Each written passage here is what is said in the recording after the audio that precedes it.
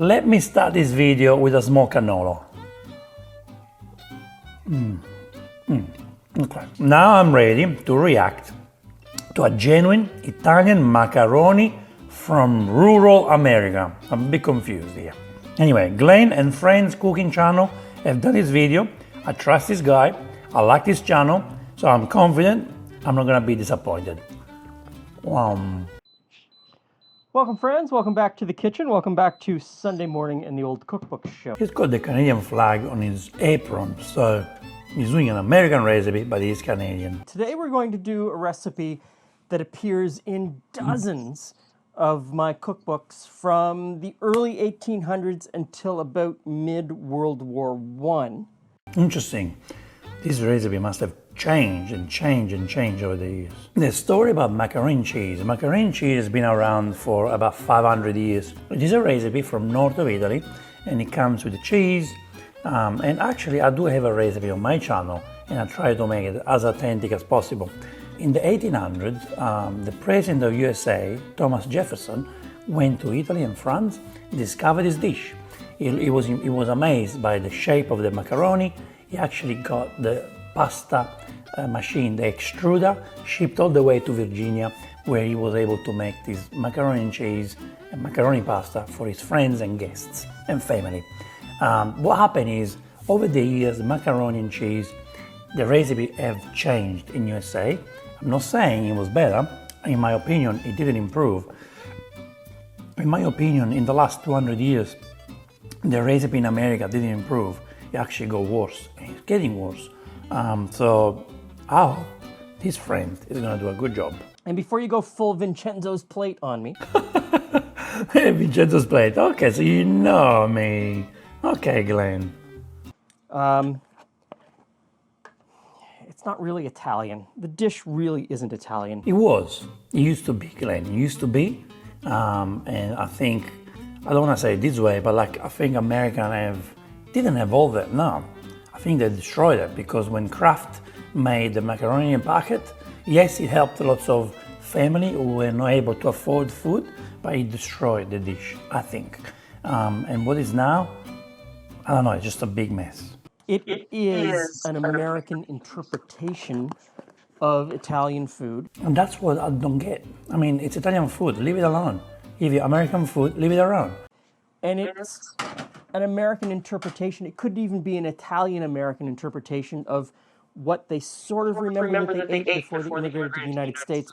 Well, I don't think they ate macaroni and cheese anymore in the 1900s when they immigrated, because it probably was lost. Macaroni and cheese is not actually popular today in Italy. The younger generations are starting to cook macaroni and cheese in Italy and eat it because American shows, American TVs. So the kids in Italy are actually growing up with the American mentality. But older generation, my nonna never ate macaroni and cheese. I'm supposed to start out with some salt pork for the fat, and then ground beef. So interesting. He's using beef. The variation within these recipes using meat. is bacon or salt pork to start with, and sometimes it's ground beef, sometimes it's ground pork. The earlier you go in the recipe books, it asks for leftover beef from the Sunday roast. All right, so he's actually not making macaroni and cheese. I was confused. I thought he was making macaroni. So he's actually making a Sunday pasta, I guess, for the family. I was convinced this was macaroni and cheese. Okay, so what is Italian macaroni from rural America? Okay, so it's good. Doesn't have the onion in there, so I was expecting to do the sofrito first, or onion first, but instead he's doing the meat first. Okay. The Buckeye Cookery book talks about putting the beef and these onions in a kettle, putting the lid on the kettle, Dutch oven. We'd call it today a Dutch oven, but the Dutch oven, kettle Dutch oven, okay. Yeah, the Dutch oven is nice. Then it would have been called a kettle. And putting it on the back burner of your wood stove and just letting it go all day. That sounds good, man. That's really good. Whoa, that's a good recipe. And letting it brown and cook slowly over an even heat from your wood stove all day. I don't have a wood stove. Julie's going to be home in a little while, and I don't have all day to wait to make supper. So I'm just gonna brown it off quickly. That looks nice. I mean, you need to put the onion first, my friend. That's an important rule. Extra virgin olive oil, onion or garlic or carrots and celery, they go first, always. Okay, that's looking pretty good. So next in are tomatoes. I can't say if the tomatoes are nice or bad, but I can see there is something in the tomatoes. It could be celery, it could be onion, I don't know. There is something in there. So pretty much all of the recipes ask for canned or stewed tomatoes. These are our home canned tomatoes from our own garden. And so when you see a recipe from this time period asking for canned tomatoes, they're not necessarily asking for, you know, a tin can of tomatoes that you would go to the grocery store today and buy. It would be home canned tomatoes. And a lot of them ask for stewed tomatoes. So these are stewed tomatoes. And so, you know, we get the tomatoes, bring them in from the garden, peel them, put them in a pot with some onion, celery, and some spices. Yeah, I knew there was something in there. I like, this guy likes to cook. He likes to cook, he likes flavors, he likes homemade. I like it. And you just saw me put some pepper in. That's really the only spice that is asked for. Some of the recipes Simplicity at its best. ask for a little bit of garlic. You know, half a clove of garlic, that sort of thing. There really isn't a lot of spicing going on beyond just the flavors of the tomato, the beef, the pork. You want to get the best out of this ingredient. That's beautiful. Simplicity. I like Glen. See, Glen is good. Says to let it go for 2 hours. I've got about an hour and a half, and we'll let.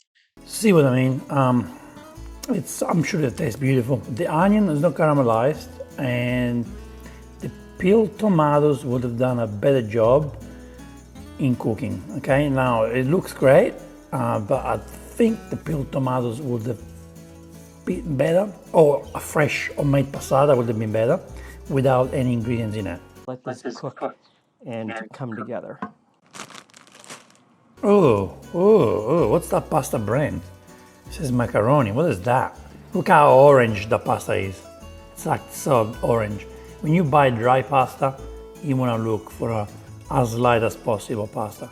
If you buy fresh egg pasta, then you want that to be dark yellow, but this is orange.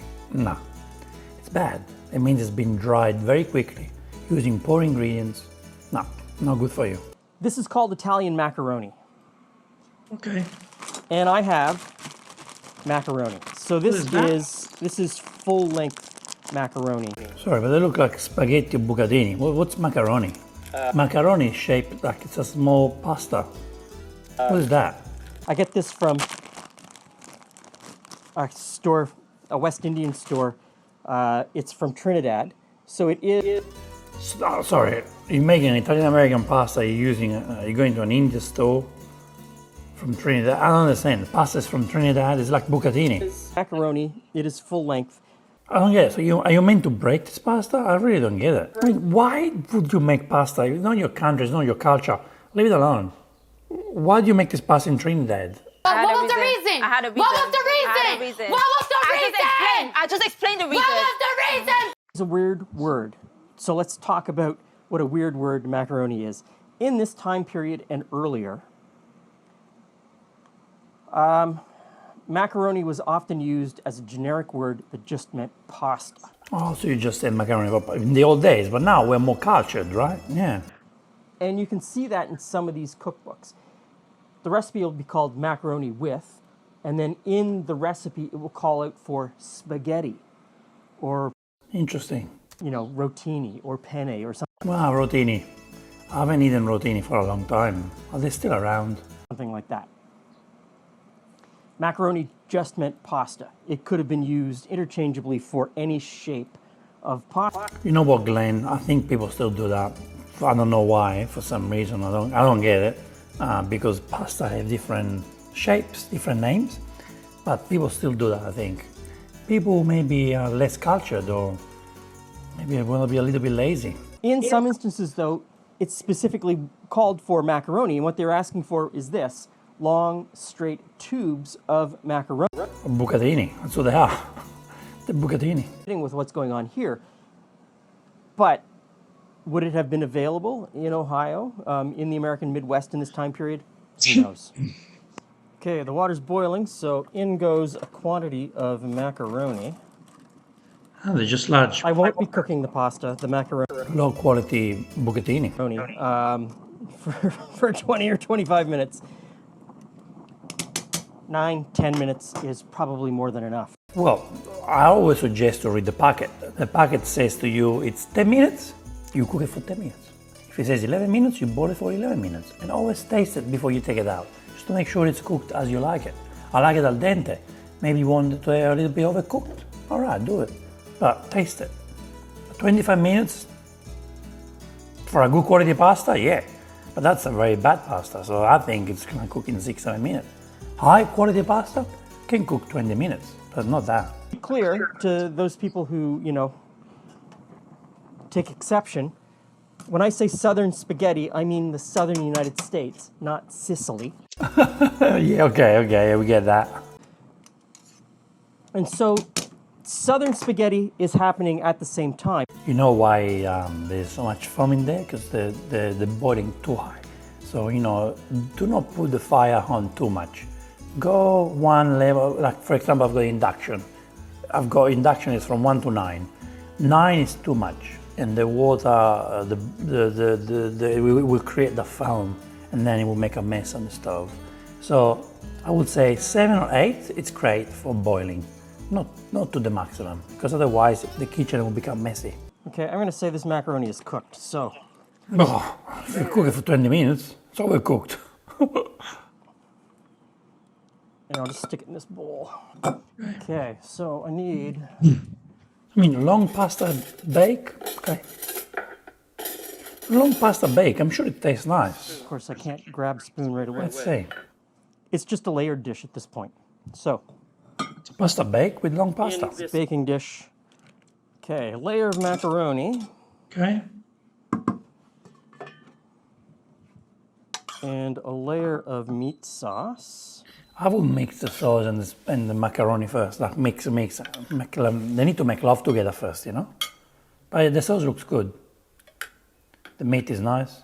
And a layer of cheese. I don't like the fake cheese, the shredded cheese that's from the Cheese is packet. really interesting. I'm using cheddar because the recipe that I'm working from just said American cheese. And in this time period, I thought it was mozzarella, shredded mozzarella. it would have been cheddar, American cheese. Some of the other recipes specifically call out cheeses like Emmental. What is that? One of the recipes says grated Italian cheese, and that's, as far as they get. They don't really say which Italian cheese. Just call it Italian cheese, but it could be anything. It could be Parmesan from Wisconsin. There's so many. One or two of the recipes do call for you to make a cheese sauce, almost like macaroni and cheese. I just wish you mix the pasta with the sauce, and then you do the layers. And pour that on, so like a bechamel sauce even. Yeah, the bechamel sauce is missing. It's great. Bechamel sauce, I'm glad you mentioned it. He's not using it, but I wish he used it. I love bechamel in baked dishes. But most of the recipes are just this. You're layering in grated cheddar cheese, macaroni, and the meat sauce. Looking good, to be honest. I want to eat it. Ending up with a layer of cheese on top and sticking it in the oven. Okay. Oh, I forgot the cheese. Okay, last layer of cheese.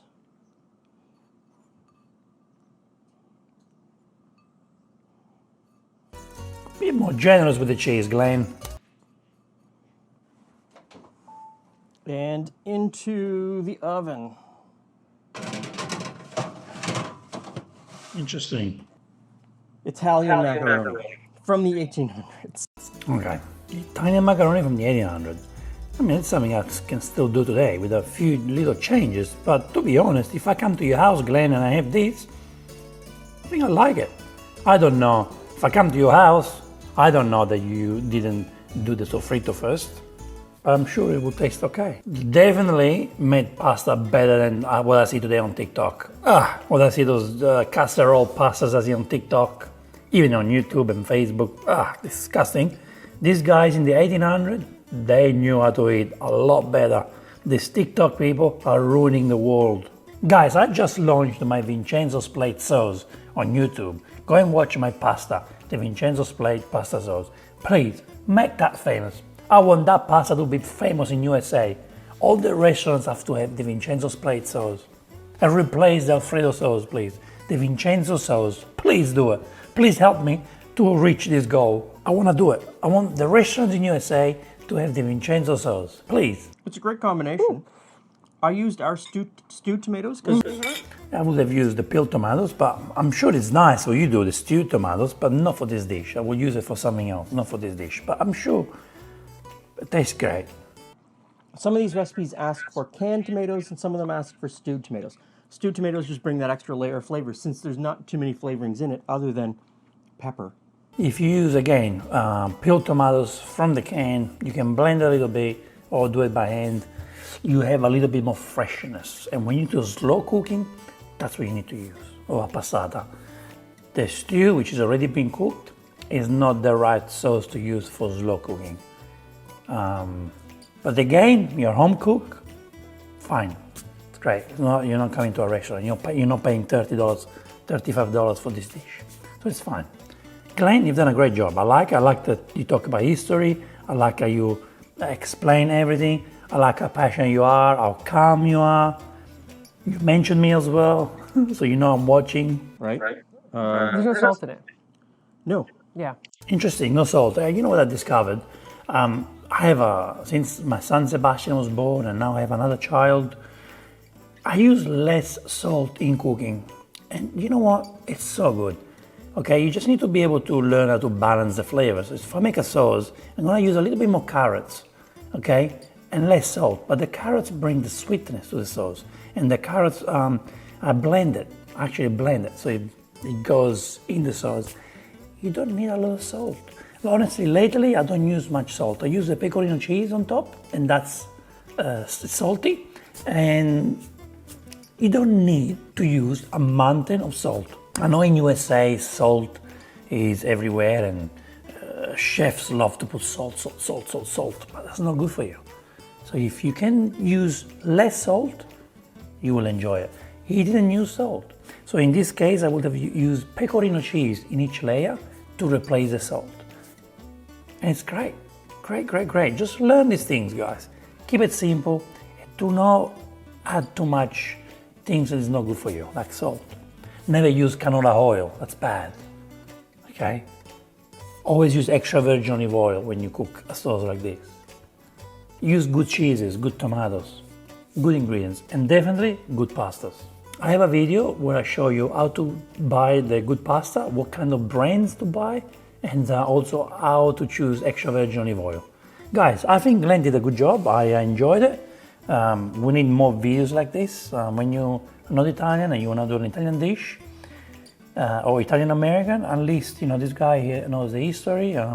He's doing something more legit, more natural, not too artificial, and this is what people need to eat. You need to eat well. Your kids need to eat well. Not these disgusting recipes I see on TikTok and Instagram and even Facebook and YouTube now, because people want to become famous and they do all these casserole, terrible dishes. People cook wine and the sauce together. People put wine in the tomato sauce. Come on, guys. By now you need to learn this. Tomato sauce doesn't need wine. The wine goes with the meat. When the wine evaporates, you add the sauce. But now I see people adding creams, cheeses, and this. Ugh. Glenn, well done. Bravo, Glenn. I enjoyed this video. You actually inspired me to make this recipe my way, but you inspired me. So thank you. Did you guys enjoy this reaction video? Did you enjoy Glenn's video? If you have never seen Glenn videos, I recommend you to go and check him out. He's a nice guy. I believe he's Canadian. He's got an accent, some European accent. He's a very nice guy, so check him out. And if you want, let him know I reacted to this video and maybe we can become friends. Thank you guys. I will see you in the next Vincenzo's Plate reaction video. E ora si mangia. Glenn Macaroni from rural America.